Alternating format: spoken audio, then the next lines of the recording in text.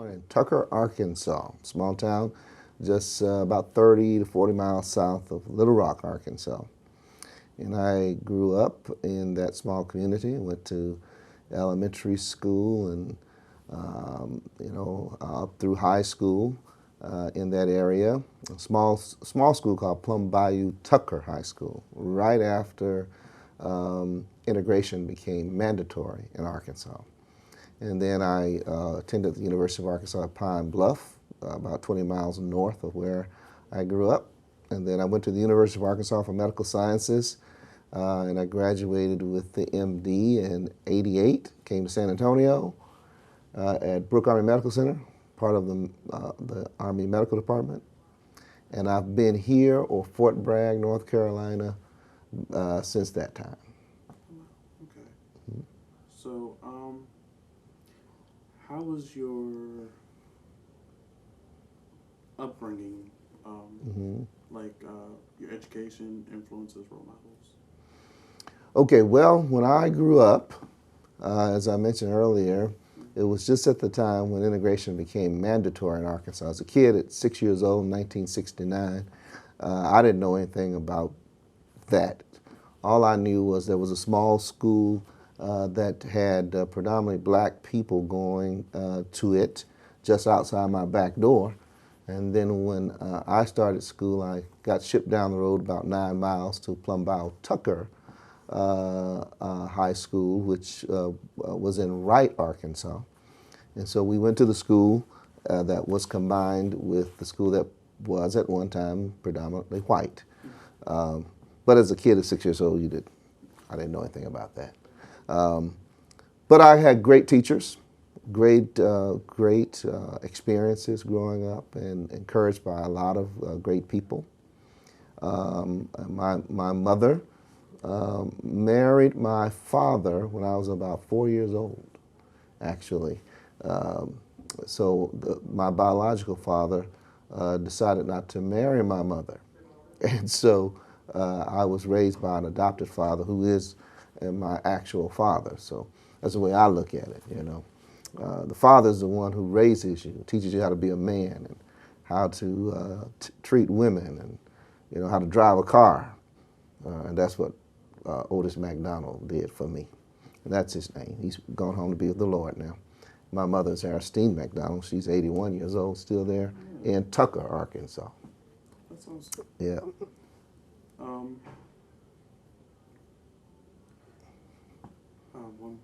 One more question about your background. What do you like to do? What is important to you, like your values and interests? Well, I guess my major value would be to be true to my calling as a minister of the gospel of Jesus Christ. Also, to do the work that I've been called to do as a physician. So I have two major things that I have to do in terms of my vocation. But then also, I highly value family, my wife and my 2 daughters, my mother, my sisters and brothers, aunts, uncles, cousins, nieces and nephews, a whole host of them. And in terms of what I like to do, well, I like music. I really like music. I guess in another life I might have been a professional musician. Just never did spend enough time developing that. But I love playing piano and guitar and listening to music. Can you play the organ? I can mess around with the organ, but I am not an organist, but by any stretch of the imagination. So, what story would you like to tell today? Well, I was thinking about that, and so the story I think that I would tell you is a story about a time when I was stopped traveling between Texas and North Carolina. So the story goes, when I had finished my fellowship in pulmonary medicine, or I was about to finish a fellowship in pulmonary medicine. I didn't tell you that I started out as a resident in internal medicine, and then I was chief of residence for a year, and then I did fellowship training in pulmonary and critical care medicine. So while I was finishing that up, I was on my way with my wife to Fayetteville, North Carolina, to view a house that we had made a contract on remotely. We had not actually seen the home, we just had seen it online. And so we were going to North Carolina to physically look at the place. At the time, it was about 1995, and it was in the spring, and Velma and I, my wife, had just purchased a new van, a Dodge Caravan, and we were wearing warm-up suits, or sweatsuits. Back in the day, those things were quite popular. So she had one on, I had one on. We're in a new van coming from Texas on our way to North Carolina. And for some reason, in Louisiana, we were just stopped. And when the policeman stopped us, he didn't really give a reason as to why he did it. It wasn't that we were speeding or that we were careening out of our lane or that we had a light that was out or something like that. He just stopped us. And when he stopped us, he asked if he could search the vehicle. And now here I am with a young wife on my way to North Carolina. I'm a physician in the military, and I recognize that this guy has stopped me only because I'm a young black man in a caravan, Dodge Caravan from Texas, and I just happen to be black. Now, my first response was to kind of rear up and say, oh, no, I'm not going to allow you to search my vehicle. But I recognized that this guy had a gun, and we were in the middle of nowhere on a highway going toward North Carolina, but we were in Louisiana, all right? That was a bad recipe for a black man. So I determined at that time to allow him to search the vehicle. Now, he asked for my license and registration, as you know they always do, in some form of identification. I allowed him to see my military ID, and I think that's probably what changed him, calmed him, or soothed him. I'm not sure. Nevertheless, he did search the vehicle. He found nothing, of course. And so we got back in the vehicle and we went on our way toward North Carolina. And that's really the end of the story, although it is quite disturbing to know that even at that time, that you could be stopped on the road simply because you were driving while black.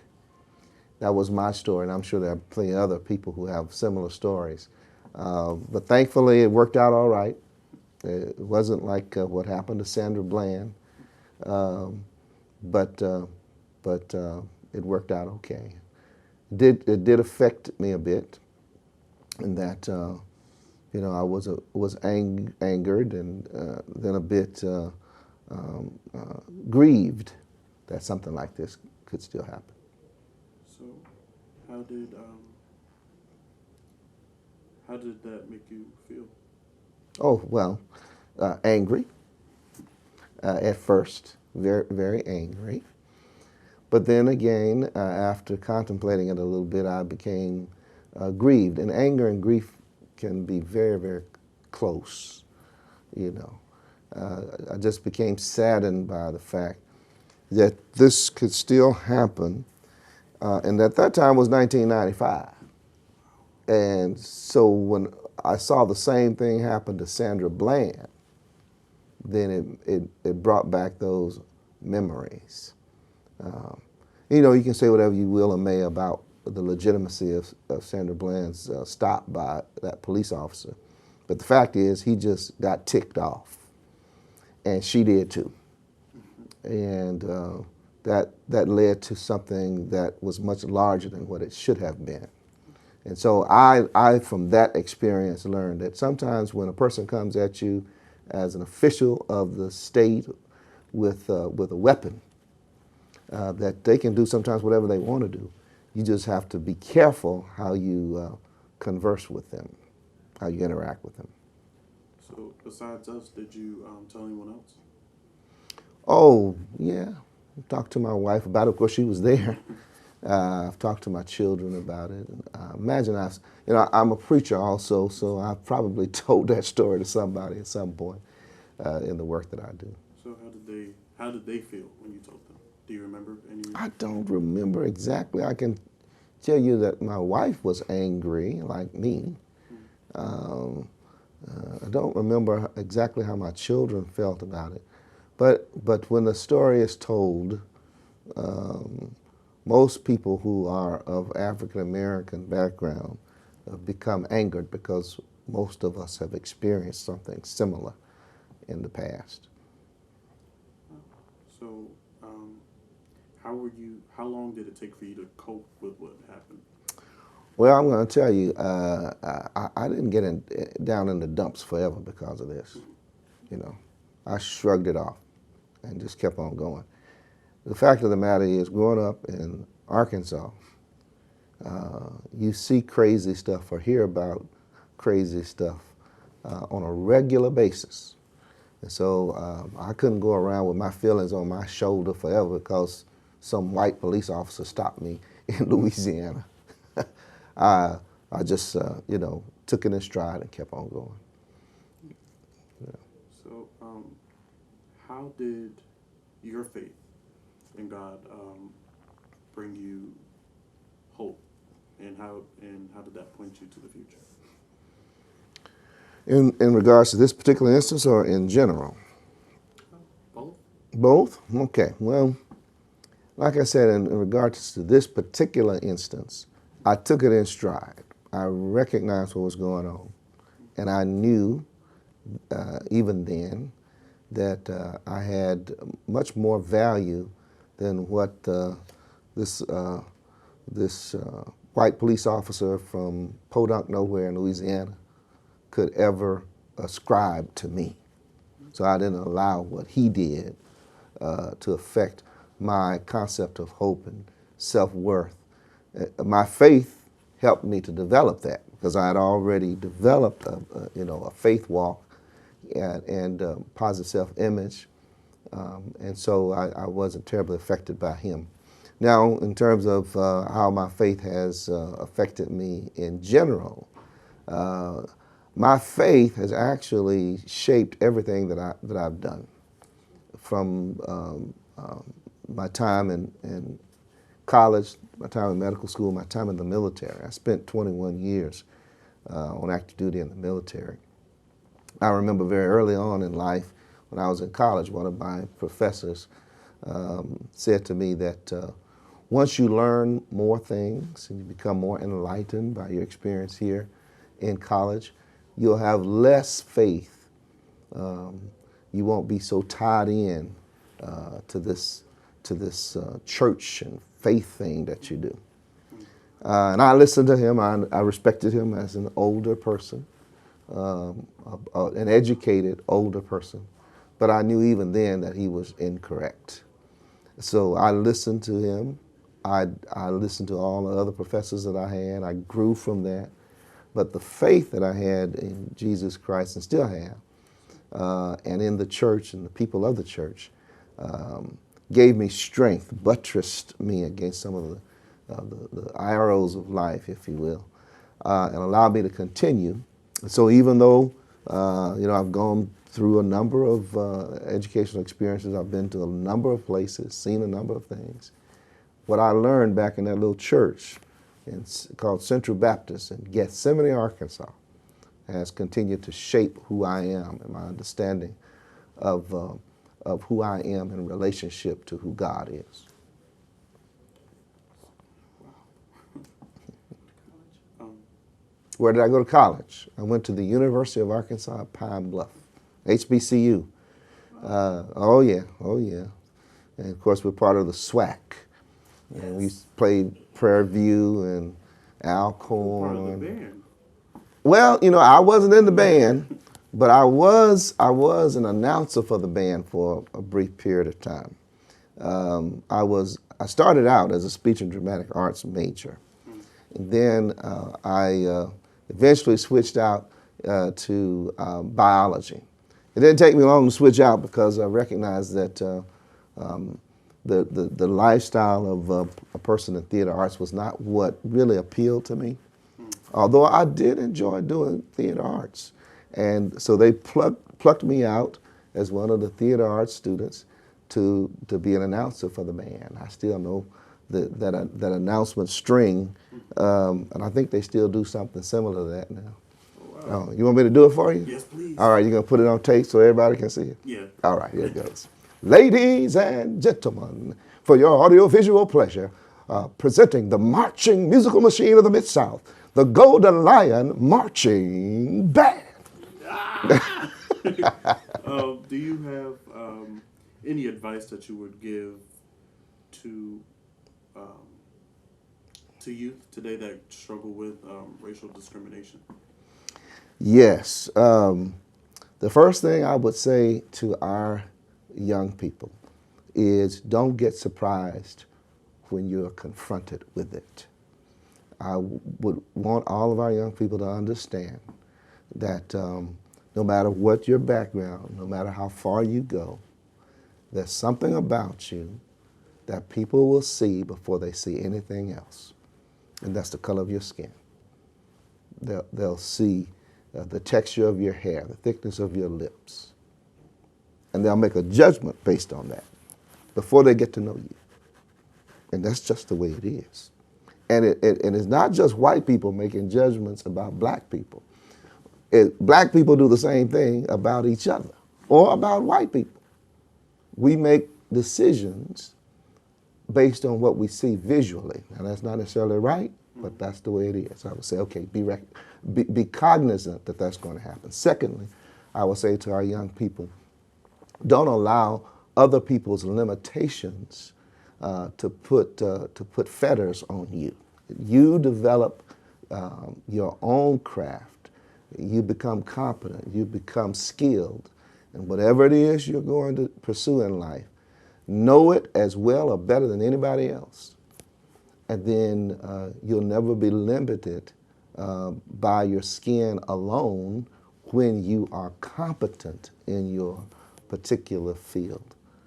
I would also say you got to have something, you got to have some faith in something bigger than yourself. Yes, sir. Bigger than your school, your network of friends, your fraternities, your sororities, your social clubs, something bigger than that. Because all that stuff is temporary. And you need to have a faith in a higher power. In my case, my faith is in Jesus Christ. And that keeps me strong, even when others come after me. And I would encourage people to have a faith that will supersede what you'll experience in the difficult realities of life. And one more question for you today. Have you ever seen any people who were either racist or very judgmental of the other race, and they seen you preach and thought different? Let me see if I understand. They saw me preach and they thought differently of me or differently of the other race? Well, of you. Okay. Well, I guess I would say yes. One of the things I do is I preach in different settings, not just in the black church. I have preached on a fairly consistent basis over the last 4 years at Temple Bethel Reformed Jewish congregation, which is predominantly white. So not only predominantly white, but also non-Christian, okay? And so with addressing some of the issues that we share among that congregation, I believe that some people may see me and the people I represent a little bit differently. At least I hope so. That's what I hope we have accomplished by doing that. Also, when I've gone into that environment and interacted with them, they have shown me some things that I didn't know about them. And so we become closer as human beings because we worship together. Now, you're going to a Christian school, Yes, sir. and some of your professors may not like that idea that the Christians interact with the Jews. There's some of the people who are in Christian churches don't like that. But we are all part of this universe, this nation. We are all children of God.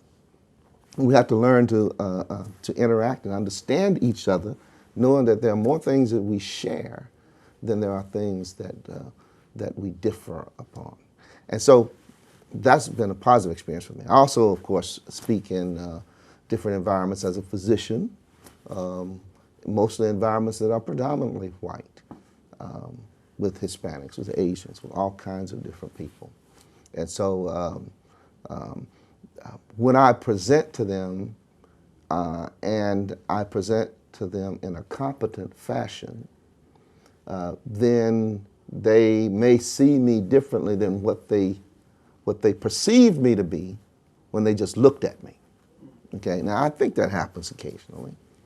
And I always learn something from somebody. I will tell people every time when I go into a conference, a seminar, a church environment, whatever, that if I leave learning something, this has been a positive environment, a positive experience for me. If I go into that environment and I come out learning something that I didn't know before, then it's all been worth it. Thank you, sir. Thank you. I just got two questions. Can I ask? Yeah, go ahead. Growing up in Arkansas in such a racially state that's known for racial issues, Right. Growing up in that environment, what were some of the things that you saw as a child, maybe from your grandparents or your mother, that reflected racial issues that you heard? Well, that's a good question. First of all, as I mentioned before, I was a kid in the 1960s. I was 6 years old in 1969. By the time I knew what was going on, Dr. King had already been killed, right? The Little Rock Nine that you heard about from 1957, that had already happened. In fact, when I went to school, it was like it didn't even happen because nobody even said anything about it. You know, I only learned about the Little Rock Nine when I was like, I guess I was in high school or about to graduate or move on, when I heard about that. So as a kid, I did not see a lot of racial discrimination. I was taught by white teachers. I was in school with white kids. I learned to interact and move within that environment. And so for me, it wasn't a big issue. But what I did learn by talking to my grandparents and my parents about what Arkansas was really like. When I talked to my grandfather, who was a sharecropper, and I learned about some of the things he had to do to get by, to survive, I began to understand, wow, this is a tough world for a person who's black. Little Tucker, where I grew up, is the name of a plantation. S.E. Tucker was the landowner of this settlement that was a plantation. And black people worked there in a sharecropping type of situation. My grandfather did that. And I learned the stories of him going out to work and having his family, his boys having to leave school to go out and work in the fields. And then when the crop came, they had to take it to the landowner to get the crop weighed. And how the landowner, because my grandfather was functionally illiterate. He couldn't read, couldn't write, but he knew numbers, he could count. He couldn't tell whether the landowner was putting down the right weight for what he was bringing in.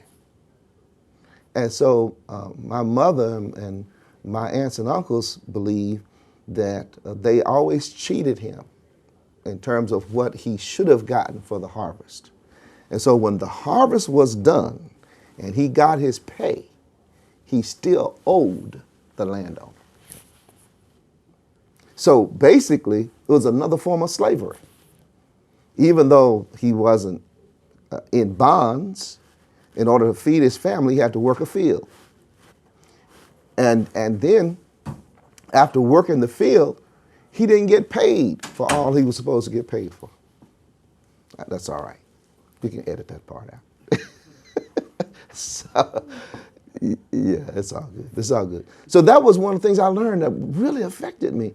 The idea that my grandfather was really enslaved as a sharecropper. It took my grandmother to say to my grandfather, listen, we're going to work on a public job. That's what they called it, a public job.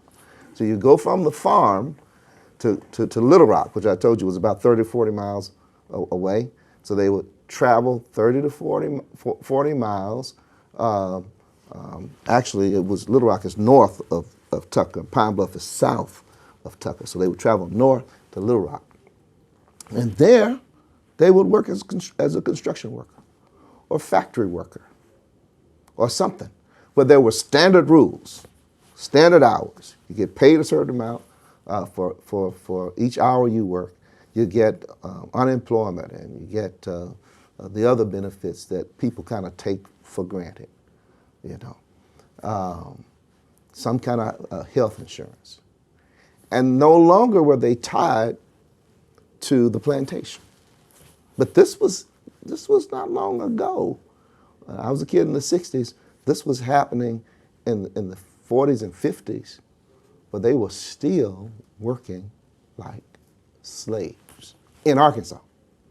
The other thing I learned, and I'm going to let you guys go, I know I'm talking too much, but the other thing I learned was when I observed certain things in Arkansas, I could see that there were certain places that only white people went and certain places that only black people went. One of the biggest areas of segregation that remains even today is in church. There were white churches, there were black churches.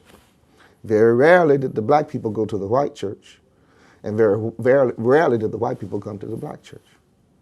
It was like a separation. And then what we also found, you remember Brown versus the Board of Education, 1954? Mm-hmm. The folks in Arkansas resisted it, right? 1957, you had this big issue with the Little Rock 9 Central High School. It took 1969 before integration became mandatory in in Arkansas. And then, after it became mandatory, people began to resegregate themselves. All of a sudden, private schools cropped up.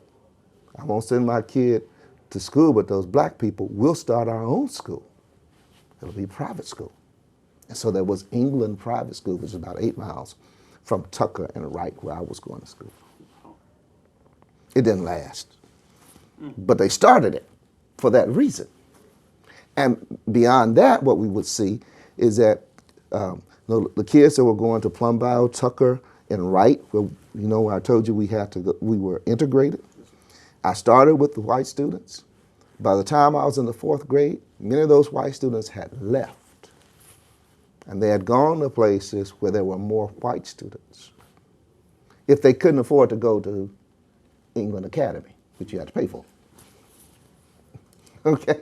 So we saw a resegregation right there in Arkansas, and it still happens even today.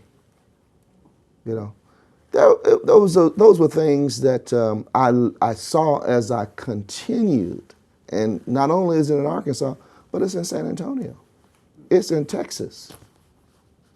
It's all over Texas. I mean, Texas is eaten up with it. Okay? Even today, we still see it. But we have to move beyond that. We can't allow that to define us as human beings. We got to move beyond it and learn how to interact with all people, everybody. You can't build up walls and say, this is only for us. For me, mine, and nobody else. we all gotta interact with each other. My last question. Yeah. So, as a preacher, Yeah. what can the church do to try to unify all the races, not just white and black, but all the races? Well, that's a good question also, because people are always asking, what can the church do? Or the corollary to that is, the church is not doing anything. You are not addressing my reality. You're not addressing my issues. So what can the church do? Well, that's a very charged question. I don't have time to go through all of it. But the first thing you need to understand is that the church is not all the same thing. The black church, the white church, the urban church, the large church, the small church, we are not all the same. Now, supposedly we serve the same God. But you got the God of Pastor Jeffers in Dallas and the God of Freddie Haynes in Dallas. Supposed to be the same God, but obviously we're not seeing him the same way. So we got to recognize that the churches are different and they don't always agree, particularly from the local church perspective in terms of social and political issues, number one. The second thing I think we got to recognize is the church has to do something. The church cannot just simply say, let's go preach, pray, sing, shout, and go home. You got to move beyond the four walls of the ecclesia and go out and do something in the community. In fact, I'm going to be talking about that at the National Baptist Convention of America at the Midwinter Board, which will be happening at our church at the end of the month. But so you have to say, we got to say something. We cannot allow these things to happen without the church, the local church, saying something about it. And then the local church has to have enough gumption to collaborate with other churches. So that as we come together and we have a shared mental model, we can say to everybody else, this is what we believe as representatives of God on earth. And this is what we cannot believe or tolerate. That's not easy though, brothers, because we don't agree on stuff. True. You know? Mm-hmm. The United Methodist Church is fighting over this issue of gay marriage. Will it be allowed? Who will conduct the gay marriage? You know? Folk are fighting. Presbyterians are fighting. Baptist people fight over these issues and others. But I think there are some things we can agree on. Like, we can't agree that it's not right to shoot a black boy who's unarmed. We can agree on that. We can agree that it's not right for a gunman armed with a semi-automatic rifle to go into a school and shoot up dozens of kids. That we can agree on. And we can agree that it's important for all human beings to be treated with respect, with love, with dignity. And so we can agree that on those things we have to speak up and we have to speak out. We can't just simply avoid the issue and just say, I'm okay.